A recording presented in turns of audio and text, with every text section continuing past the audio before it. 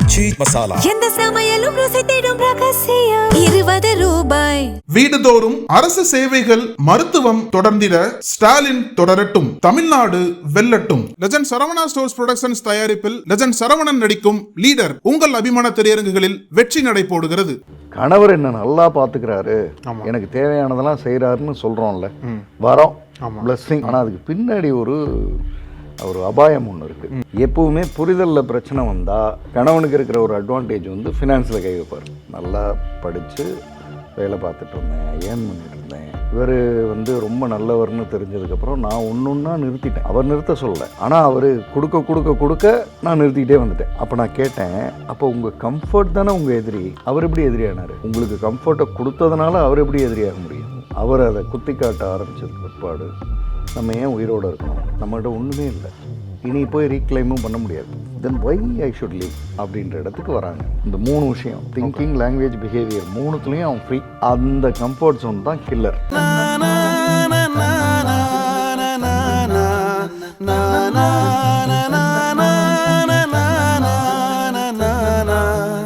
நக்கீர நேயர்களுக்கு வணக்கம். மனங்கள் வர்சஸ் மனிதர்கள் இஸ் ஈக்குவல் டு கதைகள் அப்படின்றத தொடரில் கவுன்சிலர் திரு ஜெய்சன் அவர்கள் அவர் கொடுத்த கவுன்சிலிங் பற்றியும் அவர் பல பிரச்சனைகளுக்கு கொடுத்த தீர்வுகள் பற்றியும் நம்மிடையே தொடர்ந்து பேசிட்டு வராரு. இன்றைக்கும் சில முக்கியமான பிரச்சனைகளுக்கான தீர்வுகள் என்ன அப்படின்றத நம்மள்ட்ட பேசுகிற கணிச்சிருக்காரு. அவரை வரவேற்கலாம். வணக்கம் சார். வணக்கம் சார். ஃபைனான்சியல் ஃப்ரீடம், நிதி தொடர்பான அந்த சுதந்திரம் என்பது எந்த ஏஜில் வரணும்னு சொல்லிட்டு யாருக்குமே பெருசாக கிளாரிட்டி இல்லை. அது எந்த ஏஜில் கரெக்டாக இன்வெஸ்ட் பண்ண ஆரம்பிக்கணும், எப்போ நம்மளுக்கான ரிட்டர்ன்ஸ் வந்தால் நல்லா இருக்கும்னு சொல்லிட்டு அந்த ரியலைசேஷனே பெருசாக யாருக்கும் இல்லைன்ற மாதிரி தான் தெரியுது. ஸோ அந்த மாதிரி ஒரு பிரச்சனை வந்து உங்கள்கிட்ட வந்திருக்கா? நீங்கள் எப்படி உங்களுக்கு வந்து ஃபைனான்ஷியலாக எப்போ ஃப்ரீடமாக இருக்கீங்க அப்படின்னு சொல்லிட்டு என்ன தீர்வு கொடுத்துருக்கீங்க சார்? ஃபினான்ஷியல் ஃப்ரீடம் எந்த வயசுலேருந்து இன்வெஸ்டிங் ஸ்டார்ட் பண்ணணுன்றது வந்து ரொம்ப சிம்பிளான பதில் வந்து ஆஸ் ஏர்லி ஆஸ் பாசிபிள். நீங்கள் உங்கள் குழந்தைக்கு 5 வயசு இருக்குது, 4 வயசு இருக்குது, 1 வயசு இருக்குன்னும் போது ஃபஸ்ட்டு கிஃப்ட்டு உனக்கு வந்து உனக்காக ஒரு ஆர்டி ஓப்பன் பண்ணி வைக்கிறேன், அதில் வந்து இப்போ பணம் போட ஆரம்பிக்கிறேன்றது வந்து ஒரு ரொம்ப சிம்பிளிஃபைடு கான்செப்ட். அதுக்கப்புறம் வேறு இன்வெஸ்டிங், ஃபார்ம் ஆஃப் இன்வெஸ்டிங்கிறது வந்து வேறு ஆர்டின்றதை இப்போ யாரும் விரும்புறதில்ல. ஸ்டாக்ஸ் இன்வெஸ்டிங் வர போயாச்சு, மியூச்சுவல் ஃபண்ட் இன்வெஸ்டிங் வர போயாச்சு. அப்போ அதில் ஏதோ ஒன்று அப்படின்றத சிறு வயதுலேருந்து ஆரம்பித்து அவங்க ஏர்ன் பண்ண ஆரம்பிக்கும் போது அவங்களோட போர்ஷனில் ஒரு பகுதியை கட்டிகிட்டு வந்துரு அப்படின்னு சொல்லி கொண்டு வந்துடுறது தான் இன்வெஸ்டிங்கான ஸ்டார்டிங் பாயிண்ட். அது ஃபினான்ஷியல் ஃப்ரீடமுக்கான முறையான வழி. ஆனால் இப்போ நம்ம பேசுகிறதுல ஒரு பெண்மணி வந்து திருமணத்துக்கு பிறகு, அதாவது ஒரு 10 வருடங்கள் கழித்து 8 வயசில் ஒரு குழந்தை, கல்யாணம் ஆகி 10 வருஷம் கழித்து 8 வயசில் குழந்தை, கணவர் நல்லா பார்த்துக்கிறார். இப்போ எப்பவுமே இந்த கணவர் நல்லா பார்த்துக்கிறாரு, எனக்கு என்ன தேவைன்னாலும் செய்கிறாரு, என்ன ஒரு கார்டே என்கிட்ட கிரெடிட் கார்டே கொடுத்துட்டார், நான் என்ன வேணால் போய் வாங்கிக்கலாம், என்னை யாரும் எதுவும் ஒன்றும் கேட்க மாட்டாங்க, அவ்வளோ நல்லவர் அப்படின்லாம் சொல்கிறோம்ல. அது ஒரு பக்கம் கணவர் நல்லவர்ன்றதை சொல்கிற மாதிரி, அது ஒரு பக்கம் ஃபைன், ஓகே, அது நல்ல விஷயம். ஆனால் ஒரு பக்கம் கணவர் நல்லவர்னு சொல்கிற மாதிரி இந்த வசதிகள்லாம் கிடைக்கிறதுனால நீங்கள் ஃபினான்ஸை பற்றி நினைக்கிறதே இல்லைன்றது தான் பிரச்சனை. ஓகே, அப்படி தான் இந்த பெண்மணிக்கு வந்து கணவர் வந்து எல்லாவற்றையும் செஞ்சிடறாரு. அப்போ நான் ஏன் வந்து ஃபினான்ஸை பற்றி நினைக்கணும்? எனக்கு ஒரு கார்டு வந்து லிமிட் 10 லட்சம் போட்டு கொடுத்தாச்சு. ஓகே, அப்போ நான் என்ன வேணாலும் ஸ்வைப் பண்ணிக்கலாம், என்னை யாரும் கேட்க போகிறதில்ல.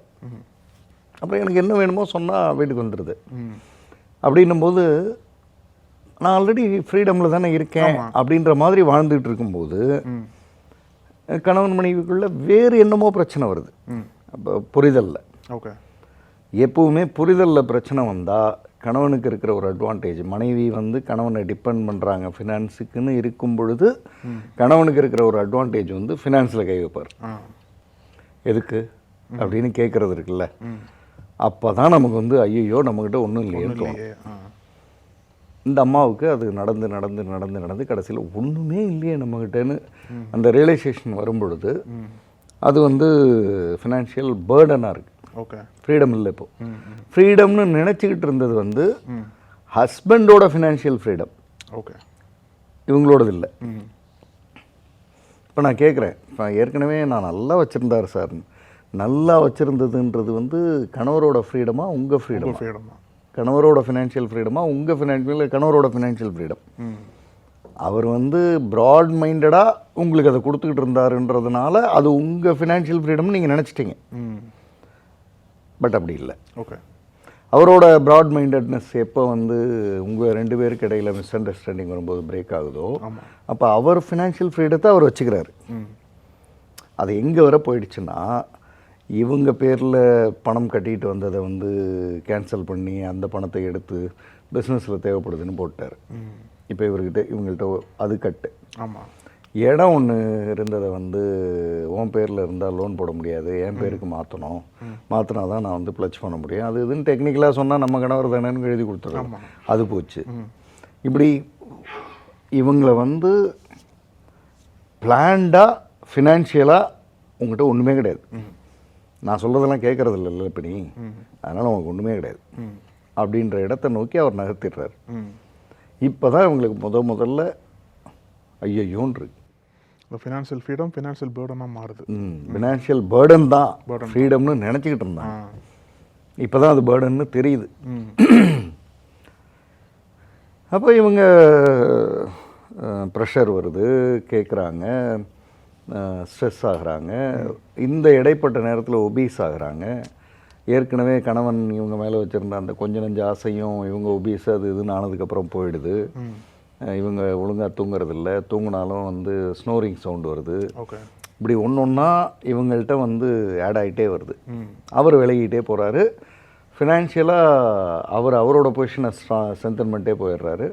இவங்க வந்து கிட்டத்தட்ட 0ன்ற இடத்துக்கு வந்து நிற்கிறாங்க. ஓகே. ஏதோ ஒரு காலகட்டத்தில் அந்த ஜுவல் வச்சுருக்கல, அது கூட வீட்டில் இருந்து என்ன பண்ண போகுது, லோன் போட்டால் இன்ட்ரெஸ்ட் கிடைக்குது, நான் பிஸ்னஸில் போடுவேன்னா அதையும் வாங்கியிருக்காரு ஏதோ ஒரு காலகட்டத்தில். அப்போல்லாம் நல்லா இருந்த காலகட்டம், நான் வச்சுட்டு என்னங்க பண்ண போகிறேன், இந்தாங்க அப்படின்னு கொடுக்குறது இது பெரும்பாலான பெண்கள் செய்கிறது தான். ஆமாம். இது எல்லாம் போனதுக்கப்புறம் அந்த 0ன்ற இடத்துக்கு வந்ததுக்கப்புறம் அவர் அதை குத்தி காட்ட ஆரம்பித்ததுக்கு பிற்பாடு நம்ம ஏன் உயிரோடு இருக்கணும், நம்மகிட்ட ஒன்றுமே இல்லை, இனி போய் ரீக்ளைமும் பண்ண முடியாது, okay, then why I should live அப்படின்ற இடத்துக்கு வராங்க. அங்கே தான் இந்த கவுன்சிலிங் நடக்குது. ஓகே. அதாவது நல்ல கணவர் எனக்கு தேவையானதெல்லாம் செய்கிறாருன்றது இருக்குல்ல, அது வந்து பிளெஸ்ஸிங். ஆமாம். ஆனால் பிளெஸ்ஸிங் இன் டிஸ்கைஸ்னு சொல்கிற மாதிரி பிளெஸ்ஸிங் தான் அது. ஆனால் அதுக்கு பின்னாடி ஒரு பெரும் நெகட்டிவ் சென்ஸ் வந்து காத்துட்ருக்கு. ஓகே. எனக்கு தேவையானதெல்லாம் அவர் எப்போ செய்கிறாருன்னா அவருக்கு பிடிச்ச மாதிரி நீங்கள் இருக்கிறவரை தான் செய்வார். நம்ம பேசுகிறது ரியாலிட்டி. அவருக்கு பிடிச்ச மாதிரி இல்லைன்னாலும் என்ன நல்லா பார்த்துக்கிறாருங்க. எங்கள் 2 பேர்த்துக்குள்ள வித்தியாசம்தான், ஆனாலும் எனக்கு தேவையானதெல்லாம் அவர் செஞ்சிடறாருன்றது 100ல் 10 இருக்கலாம். ஆமாம். 90 எப்படின்னா, ஓ ஆட்டம் போடுறியா நீ, ஈர எல்லாத்தையும் கட் பண்ணுறேன், அதுதான் வந்து எதார்த்தம். சூசைடல்னால் குழந்தை இருக்குது, அது தீர்வா? தீர்வு இல்லைன்னு தெரியுது, ஆனால் நான் எவ்வளோ முட்டாளாக இருந்துட்டேன். நான் வந்து ஒழுங்காக நல்லா படித்து வேலை பார்த்துட்டு இருந்தேன், ஏர்ன் பண்ணிகிட்டு இருந்தேன். இவர் வந்து ரொம்ப நல்லவர்னு தெரிஞ்சதுக்கப்புறம் நான் ஒன்றா நிறுத்திட்டேன். ஓகே. அவர் நிறுத்த சொல்லலை, ஆனால் அவர் கொடுக்க நான் நிறுத்திக்கிட்டே வந்துட்டேன். அப்போ நான் கேட்டேன், அப்போ உங்கள் கம்ஃபர்ட் தானே உங்கள் எதிரி, அவர் எப்படி எதிரியானார்? உங்களுக்கு கம்ஃபர்ட்டை கொடுத்ததுனால அவர் எப்படி எதிரியாக முடியும்? நீங்கள் கம்ஃபர்ட்டை எடுத்துக்கிட்டீங்க. ஓகே. அவர் கொடுக்குறப்ப நீங்கள் வந்து எனக்கு இதெல்லாம் வேண்டாம், நான் எப்பவும் போல வேலைக்கு போகிறேன்னு சொல்லியிருந்தேன், என்ன நடந்திருக்கு போகுது? சரின்னு தான் சொல்லிட்டு போகிறாரு. ஏன்னா நல்ல அண்டர்ஸ்டாண்டிங்கில் தானே இருந்தாங்க. அப்போது சரிம்மா நீ போகிறதுனா போயிட்டு வான்னு தான் சொல்லியிருப்பார். நீங்கள் வீட்டில் இருக்கேன்னீங்க, அவர் உங்களை பார்த்துக்கிறேன்னாரு, எல்லாம் உங்களுக்கு தேவையானது பூரா செஞ்சார், உங்களுக்கு அது கம்ஃபர்டபுளாக இருந்தது, அப்படியே உட்காந்துட்டீங்க. அவருக்கும் அது ஓகே. ஆனால் இப்போ உங்கள் 2 பேருக்கு கணவன் மனைவி உறவில் எப்போவுமே அந்த வித்தியாசம் வர்றது இயற்கை தானே. வரும்போது ஒரு ஆணுக்கு ஒரு வேளை இந்த கண்ட்ரோல் கையில் இருந்தால் வெரி நேச்சுரல் அதை கட் பண்ண தான் பார்ப்பான். ஏன்னா அதை கட் பண்ணிட்டா நான் சொல்கிறத கேட்பேன். சிறுபிள்ளைத்தனம் தான், என்ன பண்ணுறது? அப்புறம் அது ஏன் திரும்ப உங்கள் படிப்பை வந்து ஸ்டார்ட் பண்ணக்கூடாது? ஓகே. அப்படின்னு இல்லை 10 வருஷம் டச்சே இல்லை, என்ன இனிமே நான் போய் படித்து என்னன்னு, அதெல்லாம் கிடையாது. இனிமே போய் படித்து என்னன்ற லெவலுக்கு என்ன வயசாகிடுச்சு? 25 இருந்தீங்க, 35 இருக்கீங்க. 25க்கும் 35க்கும் இடையில் வேர்ல்ட் ஆஃப் சேஞ்ச் வந்து கார்ப்பரேட்டில் நடந்திருக்கு, உண்மைதான். நீங்கள் இருந்த கம்பெனிலேயே இப்போ திரும்ப போய் நின்னா நீ எல்லாம் அப்டேட்டட்னு சொல்லுவாங்க, அதுவும் உண்மைதான். ஆனால் உங்கள்கிட்ட பேசிக் படிப்பு இருக்குது. அப்டேட்டட் படிப்பு படிக்க எவ்வளோ மாதங்கள் ஆகும்? ஒரு 6 months 1 yearக்குள்ளே படிச்சிடலாம் சார். ஏன் படிக்கக்கூடாது? படிச்சிட்டாங்க. சரி, படிச்சுட்டு அதுக்கடுத்து அதே கம்பெனி ஜாபை இந்த இதுக்கடையில் அந்த கம்பெனியில் பேசும்போது அந்த கம்பெனி என்ன சொல்லுதுன்னா, நீங்கள் இருக்கும்போது ரொம்ப நல்லா இருந்த எம்ப்ளாயின்னு சொல்லுது ரெக்கார்டு. ஸோ நீங்கள் அப்டேட் மட்டும் பண்ணிவிட்டு சொல்லுங்கள், நாங்கள் கன்சிடர் பண்ணுறோம் அப்படின்னு. அதேமாதிரி பண்ணிட்டாங்க, உடனே பண்ணிட்டாங்க. இப்போ இவங்க சும்மா ஒரு உதாரணத்துக்கு சொல்கிறேன், ஒரு 1.5 lakhs per monthக்கான ஆள் ஆகிட்டாங்க குயிக்காக, ஒரு 1.5 yearsக்குள்ளே. ஆனால் அவர் கண்ட்ரோலை விட்டு போகுதுன்னு நினைக்கிறாரு. இப்போ பயப்படுறாரு. முதல்ல போயிருந்தா மனைவி வேலைக்கு போகணுன்னு ஆசைப்படுறாங்க, விடுங்க, அப்படி போயிருக்கோம். இப்போ வந்து நம்ம காசு கொடுக்கறத நிறுத்தினா கண்ட்ரோலில் இருப்பான்னு பார்த்தா இருக்க மாட்டேங்கிறாளே, திரும்ப போகிறாளே அப்படின்னு இந்த வேலைக்கு போகிறத கெடுக்கிறதுக்கு உண்டான வேலைகளில் இறங்குறாரு அவர். அவங்களுக்கு அந்த ஹெச்ஆருக்கு ஃபோன் பண்ணி பேசுகிறது, நான் பேசினதா சொல்ல வேண்டாம், கொஞ்சம் சரியில்லை பார்த்துங்க அப்படி தன்னோட மனைவி அப்படியெல்லாம் சொல்லலாமா? அப்போ தான் இவங்களுக்கு அந்த அந்த கணவர்ன்றவனுடைய ஒரிஜினல் ஃபேஸ் தெரிய வருது. ஆக்சுவலாக இவங்க சரியானவங்க, அவரும் நல்லவர், எந்த விதமாக வேறு எந்த பேட் ஹேபிட்ஸ் கிடையாது, வேறு எந்த அந்த தொடர்பு இந்த தொடர்பு எதுவும் கிடையாது. ஆனால் நான் சொல்கிறத நீ கேட்கலன்னா உன்னை வந்து உண்டு இல்லைன்னு ஆக்கிடுவேன் அப்படின்ற அந்த வளையத்துக்குள்ளே போய் மாட்டியாச்சு. ஏன் மாட்டியாச்சு? ஏன்னா நாம் டிபெண்ட்டாக இருந்தோம். ஏன் டிபெண்ட்டாக இருந்தோம்? ஏன்னா அது நமக்கு கம்ஃபர்டபுள் ஸோன். இந்த இடத்துக்கு வந்ததுக்கப்புறம் இவங்க பண்ணுறதுக்கு ஒன்றும் இல்லை. அப்போ நான் அவரையும் வர சொல்ல முடியுமான்னு கேட்குறேன். அப்புறம் அவர் முதல்ல வழக்கம் போல் நான் எப்படி வர முடியும், நான் எனக்கு என்ன பைத்தியமா, உனக்கு தான் பைத்தியம், நீ போக கவுன்சிலிங்க. அப்போ பொதுவாக ஆண்களுக்கு அப்படி தான் இருக்கும். அப்புறம் நான் பல முறை சொல்லியிருக்கேன், நீங்கள் வந்து கவுன்சிலிங்னு சொல்லி கூப்பிடாதீங்க எப்போவுமே. இப்போவும் சொல்கிறேன், இதை பார்த்துட்ருக்கவங்க, கவுன்சிலிங்கிற வார்த்தை வந்து நம்ம தெரியாமல் நம்ம எப்படி புரிஞ்சு வச்சுருக்கோம்னா, ஏதோ மனநிலை எனக்கு என்ன கெட்டு போச்சா, நான் என்ன பைத்தியமா அப்படின்னு தான் பொதுவாக ரியாக்ட் பண்ணுறாங்க. அப்படி இல்லை. ஒரு தட்டை போகிறோம், ஒரு 1-1.5 மணி நேரம் ஆகும், உட்காருவோம், நம்ம பிரச்சனையெல்லாம் சொல்லுவோம், அவர் முழுக்க கேட்பார், அவர் ஃபைனலாக ஏதோ தீர்வு சொல்லுவார். வேணும்னா எடுத்துக்க போகிறோம், வேண்டாம்னா தூக்கி போட்டு வரப்போகிறோம் அப்படின்னு சொன்னால் அது ஈஸி. ஒரு ஆணுக்கு வர்றது ஈஸி. பெண்ணுக்குமே, பெண்லேயும் சில பேர் வந்து எனக்கு என்ன நான் என்ன பைத்தியமா, உங்களுக்கு தான் கவுன்சிலிங், நீங்கள் போய்ட்டு வாங்க அப்படின்வாங்க. அப்போ அவங்க இந்த மாதிரி சொல்லும்போது ஓகே எனக்கு ஃப்ரீடம் இருக்குது, நான் வேணும்னா எடுத்துக்கலாம், வேண்டாம்னா தூக்கி போட்டுடலாம் அப்படின்னு சொன்னால் வந்துடுவாங்க. அப்புறம் வந்துட்டார். வந்தால் அவர்கிட்ட பேசினா ரொம்ப ஆச்சரியம், அவர் ரொம்ப நல்லவர், இவங்க ரொம்ப நல்லவங்க. ஸோ பேஸ் எந்த ப்ராப்ளமும் இல்லை. அப்போ எங்கே பிரச்சனை வருது? இல்லை சார், நான் என்ன கேட்டாலும் நான் வந்து 10,000 ரூபாய்க்கு ஒரு பேக் வாங்கியிருப்பாங்க சார், இந்த சும்மா சைடில் போட்டுக்கிற பேக் 10,000 ரூபாய்க்கு எதுக்குன்னு நான் கேட்டதில்லை சார். ஏன்னா எனக்கு ஒய்ஃப் அவ்வளோ பிடிக்கும். சில விஷயங்கள் வந்து இப்போ அம்மா அப்படி இருக்காங்க, நீ அதை பெருசாக கண்டுக்காத, அது மாதிரிலாம் ஏதாவது சொன்னால் சரின்னு போயிட்டால் ஒன்றும் பிரச்சனை இல்லை. அது பண்ணலை அப்படின்னும் போது அப்புறம் நான் ஏன் அதெல்லாம் செய்யணும்னு தான் சார் கட் பண்ண ஆரம்பித்தேன் அப்படின்றாரு அவர். அதாவது வழக்கமாக நடக்கிற பிரச்சனைகளில் கொஞ்சம் புரிஞ்சு நடந்துக்கூடாதா? நடந்துக்கல. அப்போ நான் அதெல்லாம் செய்வேன். இப்படி ஆரம்பித்து அது கடைசியில் இன்றைக்கி வந்து அவங்க தனியாக ஏர்ன் பண்ணுறாங்க, இவர் ஏர்ன் பண்ணுறாரு, ஆனால் 2 பேர்த்துக்கு இடையில பேச்சில்லை அப்படின்ற லெவலுக்கு வந்துருச்சு. அப்போ அவர்கிட்ட சார் நீங்கள் ஒரு ஏர்னிங்கில் 2 பேரும் மகிழ்வாக இருந்தீங்க, அப்புறம் உங்களுக்குள்ள மிஸ் அண்டர்ஸ்டாண்டிங் வந்தது, சரியா இல்லை. ஒரு ஏர்னிங் 2 பேரும் மகிழ்வாக இருந்தீங்க, என்ன வேணாலும் செஞ்சீங்க. இப்போ 2 ஏர்னிங், அவங்க எதுவுமே கேட்க போகிறதில்ல உங்கள்கிட்ட, ஏன்னா அவங்களுக்கு கையில் இருக்குது, அவங்க பார்த்துக்குவாங்க. இல்லை நீங்கள் கொடுக்குறதுனா கொடுங்க, அது உங்கள் பிரச்சனை. ஒரு ஏர்னிங் 2 பேரும் எவ்வளவு செலவானாலும் பரவாயில்லன்னு மகிழ்வாக இருந்தீங்க. 2 ஏர்னிங் 2 பேரும் பிரிஞ்சிருக்கீங்க. என்ன ரீசனாக இருக்கும் இதை அப்படின்றத கொஞ்சம் யோசிங்களேன் அப்படின்னு அவங்கள்ட்டையும் சொல்லிவிட்டு இவங்கள்ட்டையும் சொல்லிவிட்டு மேடம்கிட்டையும் சொல்லிவிட்டு ஒரு 1/2 அன் ஹவர் கழித்து சந்திப்போம் யூ டேக் அ பிரேக் அப்படின்னு. நாங்கள் ஒரு காஃபி ஷாப்பில் இருக்கோம். ஸோ 3 பேரும் போய் தனித்தனியாக உட்காருவோம், எதையாவது ஆர்டர் பண்ணுங்க, சாப்பிடுவோம், அப்புறம் வருவோன்ட்டு போய் உட்காந்தாச்சு. ½ hour கழிச்சு வந்து உட்காந்தா அவர் தான் ஃபஸ்ட்டு பேசுகிறார். இல்லை சார், அது வந்து ப்ராப்ளம் வந்து ஃபினான்ஸ் இல்லை சார், ஓகே, ஈகோ தான் சார். நான் அது என் சைடில் என்ன பண்ணுமோ சரி பண்ணிக்கிறேன் சார். அவங்க சார் ப்ராப்ளம் வந்து ஃபினான்ஸ் இல்லை சார், கம்ஃபர்ட் தான் சார். ஓகே, அதை நான் கம்ஃபர்ட் எனக்கு கொடுத்ததுனால இவர் காலத்துக்கும் கம்ஃபர்ட் கொடுக்கணும்னு நான் எதிர்பார்த்துட்டேன். இப்போ நான் ஃபினான்ஸுக்கு வந்துட்டேன். இப்போ அவர் கம்ஃபர்ட் கொடுக்கலனாலும் என்னால் அதாவது கம்ஃபர்ட் கொடுக்கும்போதே வாழ்ந்துட்டேன். ஆமாம், இப்போ கொடுக்கலனாலும் என்னால் வாழ முடியும். அப்புறம் ஏன் அவர் கூட சண்டை போடணும் அப்படின்னு தோணார். 2 பேரும் பிரில்லியன்ட்டு. ஓகே, நீங்கள் அதாவது சார் இது எப்படின்னா, இந்த சமயத்தில் வந்து மல்டிப்ளக் சார்ஜரில் வந்து 5-6 ப்ளக்கை போட்டு சார்ஜ் பண்ணும்போது இந்த ஒயர்லாம் சமயத்தில் சுற்றிக்கும். இந்த பக்கம் ஒரு ஃபோன், அந்த பக்கம் ஒரு ஃபோனு, லேப்டாப்பு, அப்படி இப்படின்னு சுற்றி அந்த என்னடா இது எப்படி எதை எடுக்கிறது எதை அப்படின்னு, அவ்வளோதான் இவங்களுக்குள்ளே இருக்கிற பிரச்சனை. மற்றபடி இண்டிவிஜுவலாக எல்லா ஒயரும் கரெக்டாக இருக்குது. ஓகே, அப்போ ½ hour கழித்து வந்து இதை சொல்கிறாங்க. அப்போ ஸ்டார்ட் பண்ண வேண்டியதுதானே, என்ன ஸ்டாப் பண்ணுதுன்னா, இல்லை வேறு ஏதாவது பேசணுமான்றாங்க. ஒன்றுமே பேச வேண்டான்றது தான் தீர்வு. ஆனால் மனிதர்கள் பாருங்கள், எல்லாம் சரியாயிடுச்சுன்றது அவங்களால நம்பவே முடியாது. வேறு ஏதாவது பேசணும், வேறு இன்னும் ஏதாவது நாங்கள் ஒன்றும் ஃபாலோ பண்ண வேண்டாம். அவங்க பாட்டுக்கு அவங்க போய் ஒர்க் பண்ணட்டும், நீங்கள் பாட்டுக்கு நீங்கள் ஒர்க் பண்ணுங்கள்.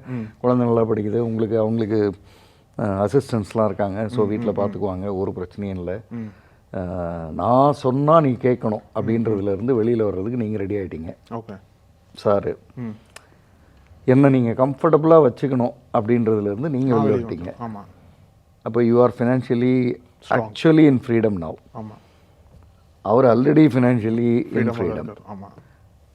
இந்த 2 பேத்துக்கு இடையில் பார்வைகள் மட்டும் சரியாச்சுன்னா கையை பிடிச்சிட்டு போயிட போகிறோம், வேறு என்ன அப்படின்னு பேசி ஒரு 6 months டவுன் த லைன் பார்த்தா ஒன்றும் அந்த மாதிரி ஒரு பிரச்சனை நடந்த மாதிரியே இல்லைன்ற லெவலுக்கு போயிட்டாங்க. ஓகே, இன்னும் சரியாக சொல்ல போனால் அவர் பழைய மாதிரியே எல்லாத்தையும் கொடுக்க ஆரம்பிக்கிறாரு. இவங்களோட இன்கம் அப்படியே இன்வெஸ்டிங்க்கு போகுது. சூப்பர். அவர் பழைய மாதிரியே எல்லாம் கொடுக்குறாரு. இவங்க அவருக்கு அவர் பேசுறது கொள்வது ரைட்டு, அவருக்கு சொல்கிறது கரெக்ட் தான் அப்படின்னு அட்ஜஸ்ட் பண்ணுறாங்க. அதில் ஏதோ போயிடுது. அதாவது ரெகுலர் இஷ்யூஸில் அவங்க வந்து இல்லை, ஒரு பக்கம் ஒரு டைமில் அவர் அட்ஜஸ்ட் பண்ணுறாரு, ஒரு டைமில் அவங்க அட்ஜஸ்ட் பண்ணுறாங்க, சரியாக போயிடுது. இப்போ இந்த எபிசோடு தெரிவிக்கிறது என்ன, கணவர் என்ன நல்லா பார்த்துக்கிறாரு, எனக்கு தேவையானதெல்லாம் செய்கிறாருன்னு சொல்கிறோம்ல, வரோம், பிளஸ்ஸிங். ஏன்னா மாமனார் மாமியார் தான் சொல்லுவாங்க, அப்பா அம்மா இந்த மாதிரி மாப்பிள்ளை எங்கே கிடைப்பார் அப்படின்றது இருக்குல்ல, அது பெரிய வரம். ஆனால் அதுக்கு பின்னாடி ஒரு அபாயம் ஒன்று இருக்குது. பிளஸ்ஸிங் வந்து இன் டேஞ்சர். ரைட் சார், நீங்கள் அந்த வரம், கம்ஃபர்ட் ஜோன், பிரச்சனையே இல்லாததை ஒரு பிரச்சனையாக மாறிடுச்சோ? ஆமாம். ஏன்னா நான் வந்து எந்த பிரச்சனையும் இல்லாமல் என்னை பார்த்துக்கிட்டதுனால இன்னொரு பிரச்சனை மைல்டாக ஒரு பிரச்சனை உருவானா கூட அதை ஒத்துக்கிறதுக்கு நான் தயாராக இல்லை. இப்போ யார் ஆணுக்கு, நான் தான் உனக்கு எல்லாம் செய்கிறேன்ல, காலையில் 2 தோசை வைனா வைக்க வேண்டியது தானே, அது என்ன தோசை இல்லைன்னு சொல்கிற நீ? அப்படி தோசை இல்லைன்றது வந்து ப்ராப்ளம் ஆகிடுது. ஏன்னா மீதி எல்லா ப்ராப்ளமும் இல்லை. எப்போவுமே மனிதனுக்கு ஒரு பெரிய பிரச்சனை இருக்குது சார். எல்லா ப்ராப்ளமும் சால்வ் ஆனதுக்கப்புறம் மைல்டு விஷயத்தெல்லாம் அவன் ப்ராப்ளம் ஆக்குவான். ஓகே, இஎம்ஐ வந்து இந்த மாதம் 35,000 ரூபா கட்டணும், கையில் 5,000 ரூபா தான் இருக்குது, 30,000 ரூபாய்க்கு நான் என்ன பண்ணுறதுன்னு நினைக்கும் போது காலில் ரத்தம் வந்தால் கூட அவனுக்கு தெரியாது, உழைப்பான். 35,000 ரூபா கட்டணும், கடனையே அடைச்சாச்சு, இஎம்ஐயே இல்லை, ஒன்றுமே பிரச்சனை இல்லைன்னா இந்த பக்கமாக போகும்போது மனைவியோட விரல் பட்டு போனதுக்கெலாம் ஒரு நாள் ஃபுல்லாக சத்தம் போடுவான், என் மேலே மதிப்பே இல்லை உனக்கு அப்படின்வான். இதுதான் ஹியூமன்ஸோட, அதாவது பிரச்சனை இல்லாதப்ப பிரச்சனையை உருவாக்குறது, பிரச்சனை அதிகமாக இருக்கிறப்ப எவ்வளவு பிரச்சனை இருந்தாலும் அதை ஃபேஸ் பண்ணுறது எப்படி கான்ட்ராவாக இருக்கும் நாம. சார், பொதுவாகவே மனிதர்கள் எப்படி கம்ஃபர்ட் ஜோன் உருவாக்குறாங்க சார்? அதாவது கம்ஃபர்ட் ஜோன்னா வந்து உள்ளே என்ன இருக்கணும், உள்ளே என்ன வரக்கூடாது அப்படின்ற ஒரு கம்ஃபர்ட் இருக்கும். காலையிலேருந்து நைட் வர யாரும் நம்மளை கேள்வி கேட்கக்கூடாது ஒன்று.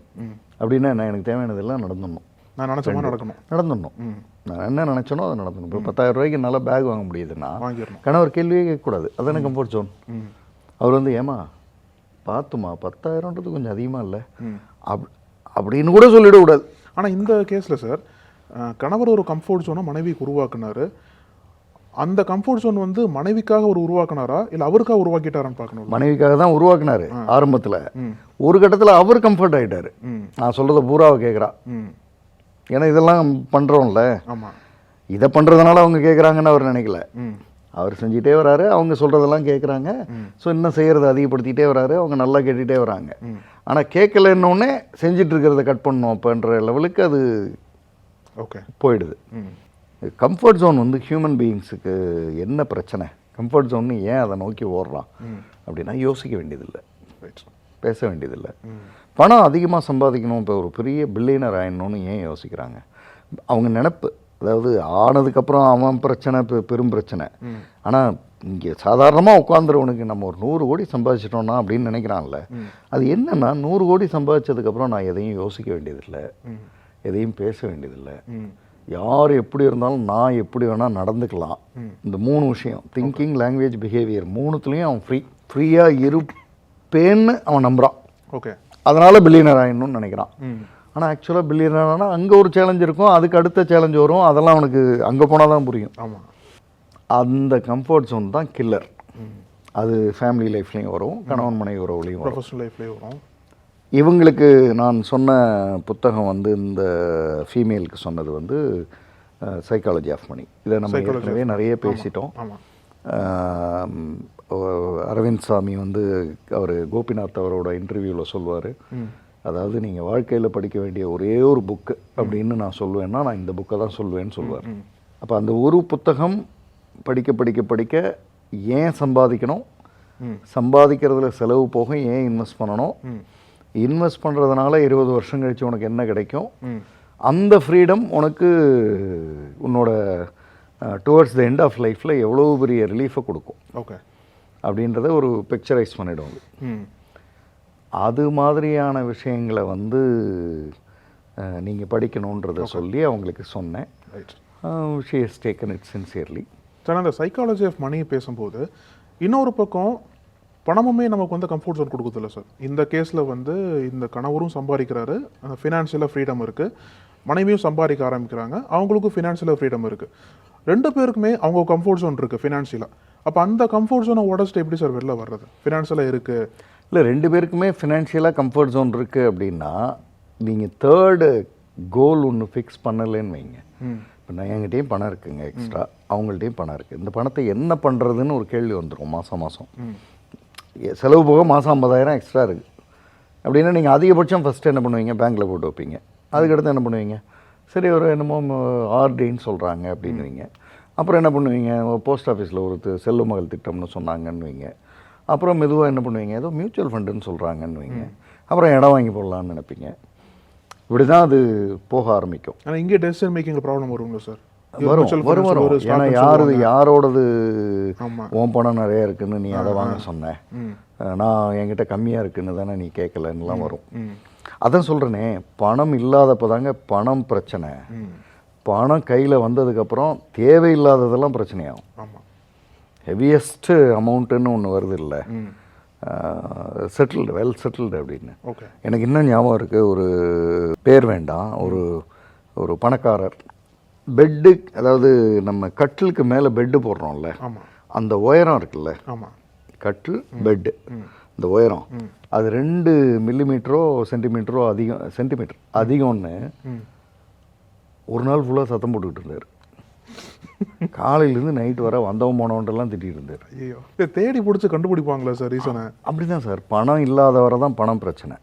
பணம் வந்ததுக்கப்புறம் தேவையில்லாததெல்லாம் பிரச்சனையாகும். அதாவது நீங்கள் சரியான மனிதர்களாக இல்லைன்னா, அப்போ எல்லாரும் அப்படியா இருக்காங்க? அப்படி இல்லை. பணம் நிறையா சேர்த்தவங்க அமைதியாக இருக்கிறவங்க இருக்காங்க. ஏன்னா அவங்களாம் சரியான பாதையை நோக்கி போகிறாங்க. அவங்களும் பிரச்சனைகளை எடுக்கிறாங்க. ஆனால் அவங்க வந்து கன்ஸ்ட்ரக்டிவாக வேறு ஏதாவது ஒன்று எடுத்து செய்வோன்றதுக்கு போயிடுவாங்க. இன்னொரு பிஸ்னஸ் ஸ்டார்ட் பண்ணுவோம், இன்னொரு பிரான்ச் போடுவோம், அல்லது இன்னொரு ப்ரொடக்ஷன் யூனிட் போடுவோம், அப்படி போயிடுவாங்க. பணம் நிறைய வந்துருச்சு, இனிமேல் நம்ம சம்பாதிக்கிறது பிரச்சனை இல்லை, மாதம் அது வந்துடும். இந்த நிறைய பேர், சில பேரோட லாஜிக்லாம் பார்த்தீங்கன்னா காம்ப்ளெக்ஸ் கட்டுவாங்க. ஒரு காம்ப்ளெக்ஸ் கட்டினா ஒரு மாதம் 5 லட்ச ரூபா வருது சார், வருஷம் 60 லட்ச ரூபா வருது, இனி நமக்கு ஒன்றும் பிரச்சனை இல்லை சார் அப்படின்றப்போ, இனி உனக்கு ஒன்றும் பிரச்சனை இல்லைல்ல, ஃபினான்ஷியலாக இல்லைல்ல, வந்தது போன சின்னதெல்லாம் பிரச்சனை ஆயிரும். பேனாவை ஏன் இங்கே வச்ச, யார் வைக்க சொன்னா, எப்படி வைக்கலாம், அப்படின்னு 1 மணி நேரம் பேசுகிற ஆள்லாம் இருக்காங்க. இப்போ நான் சொல்கிறது வந்து 1 மணி நேரம்ன்றது கொஞ்சம் டூ மச்சாக தெரிகிற மாதிரி தெரியும். ஓகே, டூ மச் தான், ஆனால் பேசுவாங்க. பேசுவாங்க. அவன் அந்த எதிரில் இருக்கிறவன் வேலையாளாக இருந்துட்டான்னு வைங்களேன், தொலைஞ்சான் அவன். இவங்க என்ன பண்ணுவாங்கன்னா, நான் முதல்ல பேனா வாங்குறதுக்கு எவ்வளோ கஷ்டப்பட்டேன் தெரியுமா, உட்கார் நான் சொல்கிறத கேள் அப்படின்னு ஆரம்பித்து பேசுவாங்க. ஏன் பேசுகிறாங்க? ஏன்னா டைம் இருக்குது. ஏன் டைம் இருக்குது? ஏன்னா உழைக்க தேவையில்லை. அப்போ அந்த ஓனர்ஷிப்போட ரெஸ்பான்சிபிலிட்டி வந்து நான் ஓனர் ஆகிட்டேன் அப்படின்றது வந்து எல்லாத்தையும் காட்டணும்னு சொல்லிட்டு பேசுகிறாங்க. அதுதான், நீங்கள் ஓனர் ஆகிறதே இல்லை. நீங்கள் ஒரு இடத்துக்கு ரீச் ஆனதும் இன்னொரு இடத்துக்கு போகிறது தான் ட்ரான்ஸ்ஃபர் நடந்துக்கிட்டே இருக்கணும். நடக்காமல் நான் வந்து ஒரு இடத்துல நின்றுட்டு நான் தான் எல்லாம் அப்படின்னு நினச்சிங்கன்னா இதை இப்போ நம்ம பேசுகிறதெல்லாம் வந்துடும். Right right sir. அப்படி தான் அந்த கவுன்சிலிங் முடிஞ்சது. நல்லா இருக்காங்க இன்றைக்கி. ஸோ அந்த சைக்காலஜி ஆஃப் மணி புத்தகம் வந்து அவங்களுடைய பார்வையில் ஒரு வருமானத்திலேயே அவ்வளோ அழகாக வாழ்ந்தோம். இப்போ 2 வருமானம், தப்போ சரியோ நமக்குள்ளே மிஸ் அண்டர்ஸ்டாண்டிங் வந்துச்சு, அதை ரொம்ப பெருசாக்கணும். நான் வந்து கிட்டத்தட்ட சூசைடல் தாட் வர போனேன். இப்போ தெரிஞ்சோ தெரியாமலோ 2 இன்கம் ஆகிடுச்சு. ஒன்றையே அழகாக வாழ்ந்தோம்.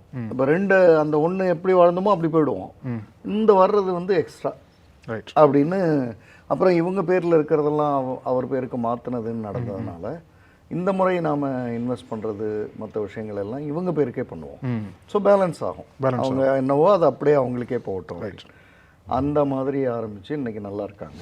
Right sir. ஸோ அந்த சைக்காலஜி ஆஃப் மணி என்பது அந்த புத்தகம் எல்லாத்துக்கும் தேவைப்படக்கூடிய புத்தகமாக இன்றைக்கும் இருக்குது. அது வந்து மாற்று கருத்தே கிடையாது. அதில் எல்லாருமே கற்றுக்கிட்டாங்க. இன்றைக்கி இருக்கிற தலைமுறை, நான் வந்து புத்தக வாசிப்பில் நிறைய புத்தகங்களை பற்றி பேச முடியும். சைக்காலஜி ஆஃப் மணின்றது வந்து ஃபினான்ஷியல் ஃப்ரீடமில் ஒரு புத்தகமாக வச்சுக்கலாம். ஃபினான்ஷியல் ஃப்ரீடமுக்கு இன்னும் நிறைய புத்தகங்கள் இருக்குது. சைக்காலஜி ஆஃப் மணி இப்போ லேட்டஸ்ட்டாக வந்து எல்லாரும் பேசுகிறதுனால அது பரபரன்னு இருக்குது. ரிஸ்டார்ட் போவோட கூட இருக்குது. ஏன் நிறைய இருக்குது. நிறைய திங்க் அண்ட் க்ரோ ரிச் வந்து ஆரம்ப காலத்தில் இருந்து இருக்குது. ஆமாம், அது மாதிரி ஒவ்வொரு புத்தகமும் அந்த ஃப்ரீடமை வந்து நமக்கு அழகாக கொடுத்துரும். சிறு வயதுகளில் இருந்தே குறிப்பாக இந்த தலைமுறை இந்த புத்தகங்களை நோக்கி பயணிக்கணும். ரைட், பயணித்தா மேல் அண்ட் ஃபீமேல் ஃபினான்ஷியலாக ஸ்ட்ராங்காகி வச்சுட்டாங்கன்னா, ஆமாம், கணவன் மனைவியாக இருக்கும் பொழுது வர்ற பிரச்சனைகளுக்கும் ஃபினான்ஸுக்கும் தொடர்பு இல்லைன்ற இடத்துல இருந்து அவங்க ரியாக்ட் பண்ணும் பொழுது பிரச்சனைகளை ஈஸியாக சால்வ் பண்ண முடியும். இப்போ நான் ஒன்று கேட்கணும், ஆனால் நான் அவரை டிபெண்ட் பண்ணியிருக்கேன், எப்படி கேட்குறது அப்படின்னா அதில் ஃபினான்ஸ் வந்துடுது உள்ள. இப்போ அது ரொம்ப காம்ப்ளிகேட் ஆகுது. ஏன்னா என் தன்மானம் போகுது. ரைட், ஈகோ சுரண்டுறாங்க. என்கிட்ட பணம் இல்லைன்னு தெரிஞ்சு வேணும்னே பண்ணுறாங்க. நான் எங்கே போயிடுவேன்னு ஆர்ப்பாட்டம் பண்ணுறாங்க. அதெல்லாம் அதுக்குள்ளே வந்துடுது. ரைட், ஆரம்பத்தில் இருந்தே இந்த புத்தகம் வந்து வாசிக்கப்பட வேண்டிய ஒன்று. Right sir. ரொம்ப நன்றி சார். நன்றி. நக்கீரன் டிவிக்கு சப்ஸ்கிரைப் செய்யுங்கள். உங்கள் ஆதரவே எங்கள் பலம். ஆசிரியர்களுக்கு நண்பனாகவும் மாணவர்களுக்கு ஆசானாகவும் திகழும் தேர்வு வழிகாட்டி. ஒவ்வொரு பாடத்திற்கும் அனுபவமிக்க ஆசிரியர்களின் துல்லியமான தெளிவான விடைகள். CNC இருக்கு, தேர்வு பயம் எதற்கு? இது தீரன் பப்ளிஷிங் ஹவுஸ் விற்பனை வெளியீடு.